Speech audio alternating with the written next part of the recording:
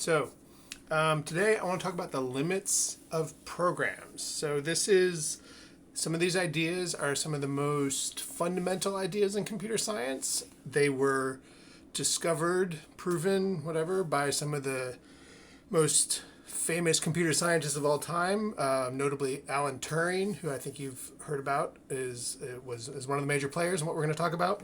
So these are ideas I want to talk about because they're interesting. They don't actually have a ton of practical, like day-to-day programming use. You're not going to use these results every time you write a program, but they do tell us some interesting things about computers, and so I think and they're super fundamental, so you should understand them. So I'm going to do my best to make it clear. These are super deep results. If they don't make 100% sense the first time through, that's not super unexpected. Alan Turing was a genius, and it took him a lot of hard work to figure this out. So we're going to do our best. Feel free to ask questions at any point. Okay, so the first thing we need to talk about is what is a program. So who can tell me what a program is? You've been writing programs since September. We might say it's like a thing that you can write in Snap, or maybe something you write in another program. Maybe it's defined by the programming languages we use. So one question to ask about that is, do you think there's things you can do in another programming language that you can't do in Snap? And you might say yes, you might say no, kind of depends. There's obviously things like some programming languages make it easy to make graphics or do things that interact with the web. But for today, we're really talking about like the pure computation of like computing, basically numbers, really anything that's, we're going to take some data and we're going to think about it. We're going to produce some more data. And if that data turns into something that gets displayed on a screen or printed out as text or played as sound, it's really all just numbers. So that's what we're talking about when we say what is a program. A related question is, what do you think, or do you do different computers, are different computers able to do different things? And that sort of raises the question is what can a computer do anyway? And so this brings us to some of the ideas we want to talk about today. So before computers even existed, there were mathematicians. And mathematicians did something that's a lot like what we use computers for a lot today, which is like doing math. And mathematicians were interested, as some of you may have started to do in some of your math courses, in proofs. So they don't just like do addition and subtraction and stuff. They want to like prove things about mathematics. And usually they start from axioms, which if you've done like geometry with compass and ruler constructions and whatnot, you have some axioms about lines are parallel or not, stuff like that. So a thing mathematicians really, really wanted to know was, if we have a set of axioms, like the axioms that define geometry or define arithmetic, and we have some statement like there's infinitely many numbers, can we prove that statement from those axioms? And in particular, is there sort of a algorithmic way, like a thing a mathematician could do with enough paper and enough pencils, could they sort of grind it out and prove whether a statement was true or false given the axioms that they were working with? So at the time when they were asking these questions, mathematicians had sort of an informal notion of like, what does it even mean to do, it's like what we do to compute. It was what we do with our paper and our pencil. We all know what it means, but it wasn't super formally defined. So here comes Alan Turing. He's like, all right, I'm going to get really rigorous with this problem. And so the first thing I need to do is I need to define what it means to compute, or to define what an algorithm actually is. And so he came up with this, which is now called a Turing machine. This is a picture. This isn't actually, in some sense, a Turing machine, because a Turing machine was really an idea, sort of intellectual construct that Alan Turing came up with. And in fact, a real Turing machine can't exist in the physical world because it's supposed to have an infinite amount of this tape. This tape spooled up on these wheels here. A real Turing machine would have an infinite amount of tape, so obviously that can't exist in a finite universe. But the basic idea that Turing came up with is like, imagine we have a machine that has a tape, kind of like shown here, and the tape can go back and forth, and this thing in the middle has the ability to read what's on the tape one symbol at a time. So this tape is sort of divided into little cells, and each cell has one symbol in it. And it can read the symbol that's there. It can change the symbol. It can write a new symbol in that cell. And then it can move the tape left or right or stay still. And then the other thing that the Turing machine has is it has a sort of set of states, like states of mind. So, we all have states. We might be hungry or sleepy, and our behavior will change depending on our state. So a Turing machine, right, when we're hungry, we eat. When we're sleepy, we sleep. When a Turing machine is in a different state, that changes what it does when it sees a symbol on the current cell. So it might be in a state that says, if I see a 1, change the 1 to a 0 and shift the tape right. And if I see a 0, and shift the tape right and go to my second state. And the second state might say, if I see a 0, replace it with a 1 and move right and stay in the same state. So basically what Turing showed is that anything a mathematician could do with paper and pencil, you could basically turn into an appropriately configured Turing machine. Which is kind of funny because this is a very simple machine. It can only look at one cell at a time. It can only move left or right by one. It has no, you can't have a single state that says move right 10 squares. If you want to move right exactly 10 squares, you got to encode that as 10 states, like move right and move into state 2, and then move right and move into state 3, and move right into state 4 or something. But despite those pretty severe limitations, Turing showed that anything that you could reasonably consider a computation that a mathematician could do, you could encode into a Turing machine. Around the same time, some other mathematicians came up with other very different formal models of computation and then proceeded to prove that they were all equivalent. So that gave them a lot of confidence that they were all really onto something fundamental.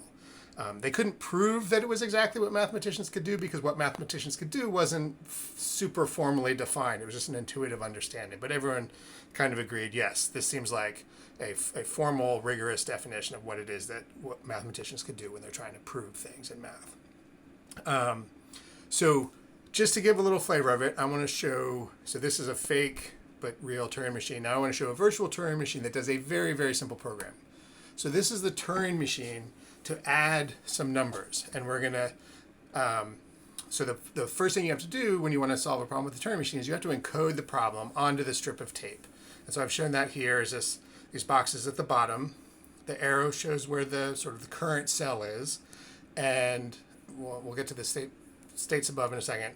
And note that I've encoded the numbers in an even simpler form than computers actually use. Computers use binary. This is unary, which is basically like tick marks. So if we want to represent the number 3, we just put 3 ones in a row and then separate it from the next number with a 0. And so this is the problem 3 plus 4. We got 3 ones and a 0, and then 4 ones, and then zeros, and the zeros could go on forever. And so basically we want the machine to add up these two numbers and leave on the tape the representation of the answer in the same format. So we can walk really quickly through what this does. So we start, we start in the first state in the first number. And so this table we want to look at, and we can see here, okay, we're in this state. So we're looking at a 1, so we're looking on this side of the table. And then the boxes here tell us what to do. We should write a 1 or just leave the 1 there, move to the right, and go to the state in the first number, so stay in the same state. So we do that, and now we're in the same reaction. So we leave a 1, we move right, we stay in our state, leave a 1, move to the right, stay in the state. But now, same state, different number on the tape, we see a 0. What do we do? Okay, we're supposed to write a 1, which is the same, and we're going to move to the right, which is the same, but now we're going to go into the new state. So after that, we've written the 1, and now we've moved, and now we're looking at a 1, but we're in the second number state, which makes sense because we've just moved into the part of the problem that is the second number. And this state acts very similarly as the first one. Leaves the 1 when it sees it, moves right, and stays in the same state. And so it does that several times. And then when it now sees a 0, things have changed. We leave it, write a 0 there, leave it. Now we go back to the left and move into our third state. Oops. not like the wrong one. And clear the final, we're looking at a 1, and we should write a 0, stay where we are, and stop. So that means that, which you can think of as a final state. Oh, wait, did I just... There we go. Okay. I see. I hit the wrong arrow. Okay. So we're looking at that. Now, 0, stay and stop. And we're done. And now we can read the tape off. 1, 2, 3, 4, 5, 6, 7 ones in a row. 3 plus 4 is 7. So after a lot of really tedious work, we've added 2 numbers together. Congratulations. Okay, so that's cool and weird, but like, there's something even, I mean, maybe not that cool, it's weird. The cool thing is that Turing also showed that there's this, what he called a universal, actually he probably didn't call it, but we now call a universal Turing machine, which is a Turing machine that the input you feed it on the tape is a description of another Turing machine. And it can emulate that machine. And so you can feed it the description of a Turing machine and then some input for that that specific Turing machine. And it will behave the same as the specific Turing machine. So we could run the program that that's a very specific Turing machine that knows how to add 2 numbers. We could encode that Turing machine, feed it into a universal Turing machine, and it could run the same program for us. And what's interesting about this to us is that all of our computers are universal Turing machines. Actually, they're even less powerful than universal Turing machines because they don't have an infinite tape. They don't have infinite memory. But if you sort of squint and ignore the fact that the memory is finite, the things that our computers can do are exactly the things that the universal Turing machines can do, which are exactly only the things that you can encode on a Turing machine like the one we just looked at. So obviously, to do more complex computations than adding 2 things together, the Turing machines would be much more complicated. Interestingly, the universal Turing machines don't have to be that complicated. I think they figured out how to encode a universal Turing machine with just 15 states and 2 symbols, like 1 and 0. But it does a ton of shifting the tape back and forth and rewriting things to actually do a computation. So it's not in an actual way you would want to do a computation, but if you can do a computation on a computer, you could do it on a universal Turing machine. So again, as I said before, this is about pure computation. The only things we can put on these tapes are symbols. It can be just 1s and 0s, or it could be decimal numbers or alphabets, but it's a finite number of symbols. And so anything that we think of as a computer, like video playing on a screen, you have to think of as just a really, really big number that describes all of the pixels on the screen, and a new number is computed 60 times a second, but it is just computing a number, and the screen is displaying it in a particular way that has meaning to us as human beings with a visual system. Okay, so that was sort of Turing's warm-up, in which he gave a definition of what computation was. So then he could proceed to try and answer this question of, actually I want to, one tangent, a related notion to universal Turing machines, like all computers are universal Turing machines. There's also this idea of the languages we use can be Turing complete if they can be used to sort of fully program a universal Turing machine. So how complex a language do you need? Like we have Snap. Snap comes with all of these blocks. If you know any other languages, you know there's lots of features in these languages. So it kind of seems like maybe programming languages are pretty complicated. In reality, kind of like you can do anything with the Turing machine, it's just very tedious. You can have a language that is very minimal, but can express any program you can express in a more complicated language. So basically all you need is some ability to access memory, like read the symbols of the tape, or read from memory, and write to it, the ability to have essentially if statements and some form of looping. And if you have those 3 or 4 things in your language, you can probably write any program that can be written. obviously it's easier to write programs in languages that have sort of richer abstractions like Snap does. But there is nothing you can do in Snap that you can't do in Java, and vice versa. In fact, Turing completeness is so easy to create that it is not uncommon to accidentally create it. So Minecraft with Redstone is actually Turing complete. You can build representations of problems in Minecraft that can compute anything you can compute. Magic the Gathering, you can sort of encode a Turing machine into the play of Magic the Gathering and do computation. Microsoft PowerPoint with its, I think, animations is Turing complete. So there's all people just like accidentally make stuff Turing complete all the time, which is kind of amusing. And then other people who have way too much time after dinner figure out how to like actually write programs of those Turing complete systems just for fun because people are nerds. Okay, so as I was saying, Turing now is ready to sort of try and answer the mathematician's problem of like, can we prove a statement from the axioms using an algorithm? And it turns out, spoiler, no, can't. And the way Turing showed that is to reframe the problem a little bit. He said, okay, look, if we could prove, and I'm not going to get into exactly how he showed that these problems are equivalent, but let's just take that he did. He said, if we could prove that a given Turing machine halts on a given input for an arbitrary Turing machine, I call it here a program, that's equivalent to saying, yes, we can prove or disprove any statement from the axioms using an algorithmic process. So basically, can we write this program in Snap? Because we just said if you can write it in anything, you can write it in Snap. So let's use Snap because we know it. So this block that we want to write, program halts on input. Its first argument is the program. So program P or whatever you want to call it, halts on input I. So if we can write this program, then the answer to the mathematician's question is yes.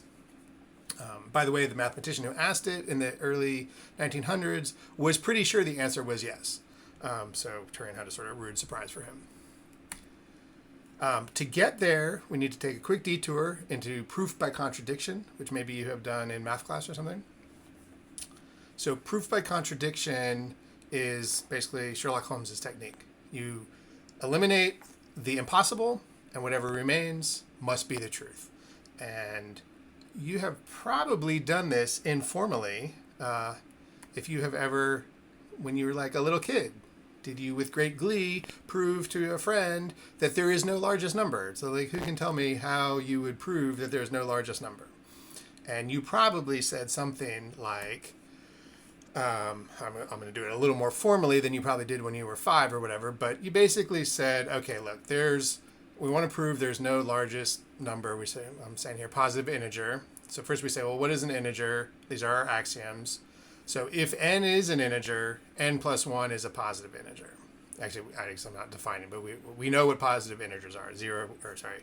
1, 2, 3, 4, 5, 6, 7, 8, 9, and so on. We know there's at least some. We know there's a bunch, but we don't know that there's infinitely many of them. But we do know by axiom that if there's a positive integer, you add 1 to it, you get another positive integer. We also know that n plus 1 is greater than n, right? If it's, when you're a little kid, you probably said, take a number, add 1 to it, and that's bigger than the first number. That's like, so we're going to just make it formal and call that an axiom. So then, the way we prove by contradiction that there's infinitely many is we assume the opposite of the thing we want to prove. So we want to prove that there's no largest positive integer. So we assume that there is, and we'll call it L for large. So the L, we don't know what it is, it's way out past 1,000,000, but it is the biggest, and we're going to call it L. Then, by our axioms, we can say, well, L plus 1 is also an integer. And L plus 1 is greater than L by our other axiom, which is a contradiction of our original assumption. And so the way this proof works is that we made an assumption, it led to a contradiction, therefore and since the steps were all correct, they were just using our axioms, the only thing that could be wrong here is our assumption, and therefore the opposite of our assumption must hold. Therefore, L cannot exist, there is no largest positive integer, and we've proved the thing we set out to prove. So that's a very simple proof by contradiction. This can be used to prove all kinds of things. It's a standard part of mathematicians' toolkit. Okay, so back to this. We want to prove that this program can't exist. Now, the mathematicians actually wanted to prove that it could, but Turing, after thinking about it, said, I'm pretty sure it doesn't, and so I'm going to prove that it doesn't by contradiction, meaning I'm going to assume that it does. So we'll start off making the mathematicians happy. We're going to assume it exists, and then we're going to show that that leads to a contradiction. So the way to do that, as we kind of like we did with the numbers, we're going to say, okay, let's assume it does. We'll just call it this. The same way we called the largest number L, we're going to call it arbitrary program with 2 inputs. So you have to be a little abstract here. This is not a specific block. We don't know what this block does, but it is some program, and it takes 2 inputs, which this program also takes 2 inputs. So it makes sense that, if this program does exist, we could just call it this, different names, same arguments. So let's assume it exists. Now, if it does exist, it's a perfectly good program. We can use it to build this program, which we'll call weird, because that's a little weird. This weird only takes 1 input, but the way it works is it calls our arbitrary program with 2 inputs with that same input as both of its inputs. So that's just like, arbitrary program with 2 inputs might be the plus block, and you can, add 2 and 2. There's no, reason you can't give the same argument in both places. So if that program returns true, then weird loops forever. And remember that the program that ultimately we're talking about is a program that tells you whether something halts or does not halt, like stops or goes into an infinite loop. So weird is a program that goes into an infinite loop in some cases. If arbitrary program with 2 inputs reports false, we don't go into here, and instead we report something. Doesn't particularly matter what, but we report. So that means weird will halt in those cases. So really, weird will either go into an infinite loop or it will halt. As an aside, one of the things that this proof relies on is this idea that you can treat a program as an input to another program, which is kind of inherent in the question, because we want to write a program that tells us whether another program halts. We need to be able to pass the program, not the result of running the program, but the program itself, what that might be, its representation on disk or in memory or as some mapping between numbers and programs. It doesn't really matter. But in Snap, as you maybe know, you put a ring around something and then you can pass this around. So I'm going to use that just in this as our notation for this is not running weird, this is treating weird as a piece of data. Okay, so that means we could pass weird to itself. Like weird as a piece of data passed to the weird program, which would then run and do whatever it does. This might seem a little odd. I can't say weird. But it's pretty normal. Like imagine if we wrote a program that did something like count the number of blocks that make up this program, and you could run that on any Snap block and it would tell you how many blocks, sub blocks are in it. You could run that program on itself. There's nothing particularly wrong with that. So this one obviously is emphasizing the weirdness of the situation with the name, but it's not actually that weird. This part is not. Okay. So just as we can pass weird to itself, we can also pass weird as in fact, that's what weird would do. If you called weird on itself, it would then invoke this block, arbitrary program with 2 inputs, passing the weird as a program in as twice. So now we know that this program reports either true or false. Right? We said at the beginning, arbitrary program with 2 inputs that reports true or false, regardless of what its inputs are. So now we can make a table of what this program will do in those 2 cases. We don't know what arbitrary program with 2 inputs does when passed weird as a program as its 2 inputs, but we know it's either true or false. So we'll say, in the case where this reports true, what's going to happen? Weird is going to do what? So weird arbitrary program reports true. That means we go into our infinite loop, so we loop forever. That means that if we then passed weird as the two inputs to program halts, it should return false, because this program run with this input does not halt, therefore this reports false. So already we see like these don't match. For completeness, we'll say, let's look at case 2. What happens if arbitrary program with two inputs with these inputs reports false? Well, weird then will report and halt, which means program weird halts on input should report true. So basically, we have hit our contradiction. These cannot be the same program. Arbitrary program with two inputs, whatever it was, when called with these two inputs, always reports the opposite of what program halts on input reports. So program halts on input cannot be this program, but we assumed that it was at the beginning. There, we basically assumed that this block exists. We just we called it this, just to separate it for a second, and now we've proved that it can't be that. So it can't exist. Okay, so that's actually the big result. That may not feel astounding to you, but it is, like I said, one of the deepest results in computer science. It does come up, like in not day to day, but if you're building, especially these days on the network, you might be building, some program where users can do, like Minecraft or something, where users can do stuff. Like say you were running Minecraft and you're like, okay, well, we accidentally made Minecraft Turing complete, so now people can build programs in Redstone.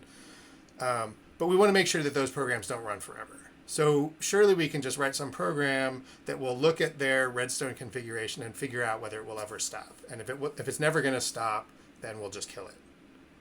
Well, you can't do that. Like that's what this proves. There are limitations to what we can compute. And it's not just this one thing that you can't compute. It's not like everything else is computable and there's just one weird thing that you can't do. If we have a little time later, we can actually prove that there's sort of infinitely many more things you can't compute than you can.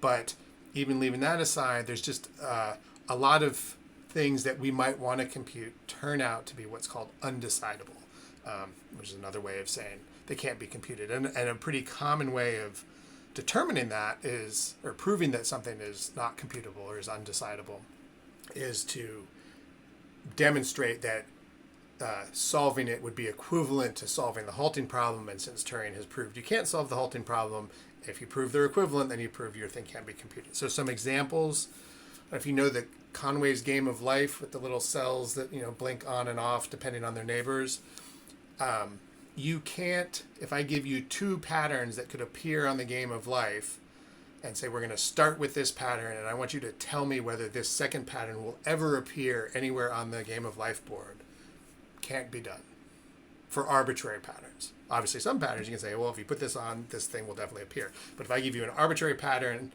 that's going to start and an arbitrary pattern I want to know if it's ever going to appear, you cannot figure it out. And you could run the game of life, but as long as there's things still on the board, you don't know. So you can't just run it and wait and see, because as long as there's stuff going on, maybe that pattern will appear. Maybe something will cause it to happen, and you can't solve it any more than you can solve the halting problem. If you have ever played Magic the Gathering, I mentioned that Magic the Gathering is Turing complete.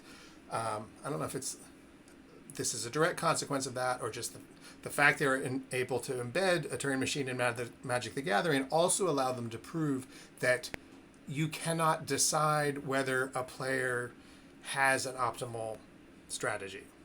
For some decks, obviously you can, but in general, given an arbitrary set of decks, you cannot compute whether one player has a winning strategy.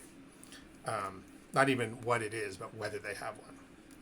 Also, air travel planning. The people who run if you use like Orbitz or I don't know, online airfare purchasing, it's a very complex problem, but it turns out the combination of all the different scheduled flights and the fares and the way the fares interact, because if like different fares only apply if you go over a weekend or whatever. I don't even know all the different ways it can be made more complex, but it is complex enough that actually finding the cheapest route is undecidable.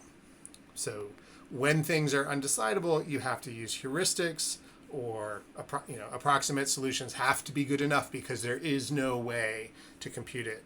And this is even worse. You may have heard, I don't know if you've talked about things that are infeasible to compute. Like there are things that we know how to compute in theory. Maybe the algorithm is actually very simple, but to actually to compute, we know how to compute to the end of a chess game and find out who's going to win and follow the whole tree of possible moves, just like, well, we didn't actually do it in tic-tac-toe, but you could. Tic-tac-toe is small. You could look all the way to the end.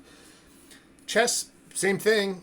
We can't do it, though, because it's just too big. It would take till the end of the universe to compute the whole tree of chess. So chess programs work by heuristics. But that's at least, in theory, computable. Things that are undecidable are not even in theory computable. There is no known, or not no known. There is no way. If you prove something is undecidable, that just means you will never, ever be able to write a computer program to solve the problem. So it is interesting that, to me anyway, that there are, for all of their powers and for all of the things that computers can do, there are in fact sort of fundamental, basically mathematical limitations on what computers can do. So, like I said, that does not have a lot of day-to-day applicability. Most things that we try to do with computers are things computers are good at and we can do. And sometimes we have to do a little work to figure out how to do them efficiently. And it is only occasionally that we actually run into problems that there is no solution. But they are out there, and it's kind of interesting. So that's really all I had to say about that. I should have shown. Here's Magic the Gathering. Here's the Nightmare of Air Traffic. And that's all I got. I'm happy to take any questions if you got them. All right. That was a good practice run. 30 minutes.